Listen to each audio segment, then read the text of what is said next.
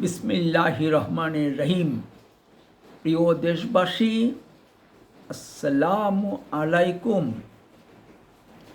আমি সামিউল প্রধান প্রজাতন্ত্রের একজন জ্যেষ্ঠ নাগরিক হিসেবে বলছি, জাতীয় সংসদ এমন হওয়া উচিত যা জাতীয় বৈচিত্র্যকে প্রতিফলিত করে।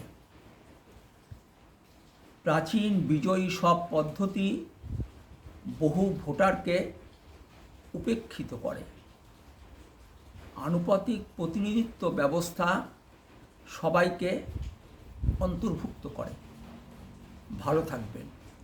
সম্ভব হলে দেশ পরিচালনার নীতি ও পদ্ধতির পরিবর্তন নিয়ে কথা বলতে রাজনীতির আড্ডাখানা বলে পরিচিত রহমতে রাব্বানা ও রুম্মানে বেড়াতে আসবেন।